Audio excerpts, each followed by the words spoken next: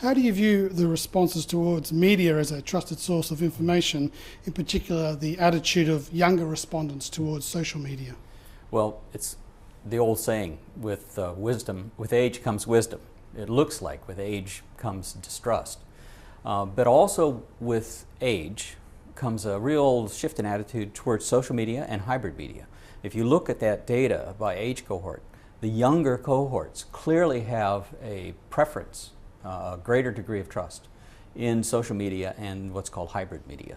About a 20-point difference to 18-point difference, 18 to 20 points between the two different kinds, hybrid and social media.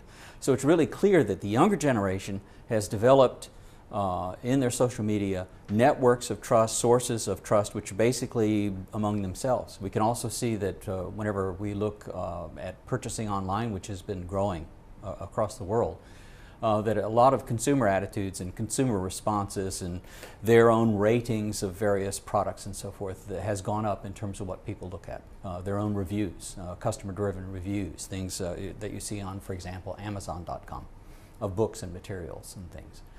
So this rising generation clearly has a greater degree of trust in their peers, social networking, what consumers say, what people their own age say.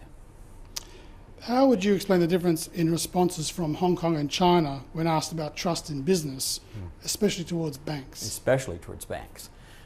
It's very clear if you look globally. The only country that had a rise out of all those surveyed between 2008 and 2012 in trust in the banks was China. And of course, China doesn't have a fully convertible currency at the moment. It's required by WTO rules sometime within the very next few years to go to a fully convertible currency. So effectively, the regime, I mean, at the point where you can take your money and spend it anywhere, that you convert it to any currency, which we have experience of around the world, we can do here in Hong Kong with the Hong Kong dollar, you can't do that in mainland China. So maybe this is a case in which, well, so far, so good. There are no scandals. They don't know that much about what's going on. There's not this kind of international competition at the currency level, which is the real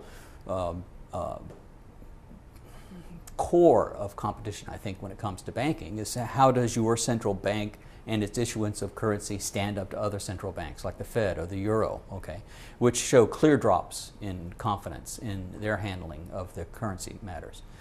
So I think in China we can actually foresee a crisis. At some point, when China goes to full convertible currency, the banks will have to really open their books more. And we will see people voting with literally their money as to whether or not they really do trust, or whether this is just well, so far so good. At least the banks don't seem to have a crisis. We look at other kinds of businesses and we see all kinds of difficulties with that in China. But so far, no crises, no corruption, no scandal with the banks. So our trust is relatively higher in them. But trust in the institutions of business and government is up in Hong Kong, yet there still seems to be a degree of distrust of business leaders, government leaders. What needs to be done to fix this? Well, I think looking at that data, there seems to be a big gap between businesses and government per se, and the leaders and CEOs. There's a big gap there.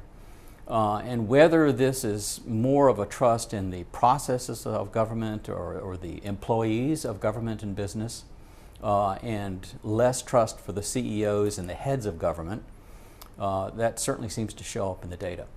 So it seems clear that as spokespersons for their businesses, there is a lot more reserve on the part of people listening. And I think that the key thing there is people are want frankness from the leaders. And they want the leaders not to be the only spokespersons for the companies. This is basically, I think, where the process of governance, both in terms of business and in government, have to be where the civil servants and the employees also contribute to the PR level. This goes back to that social media.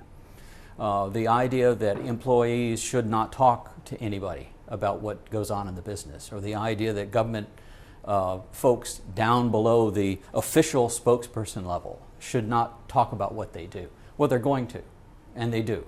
And in this age, it's a spreading thing. And perhaps that needs to be harnessed.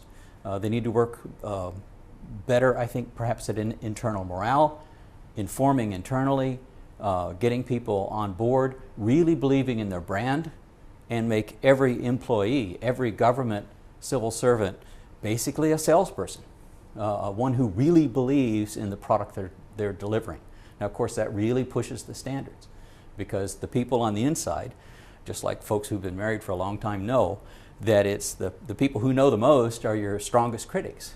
But they can also be your most credible spokespersons. And I think that's really what we need. We need to get out of this old pyramid idea, as Alan was pointing out, the old notion that the CEOs and government leaders are the ones that everybody should look at and listen to, and they're the only ones who should speak. We have a new age, a new social media-driven age, a new egalitarian in a sense, that people want to hear the consumers and the employees equally, and they give them a great deal of credibility. In fact, in some ways, more credibility than the people at the top. We can't do the old top-down model. Our society is now bottom-up and side-by-side.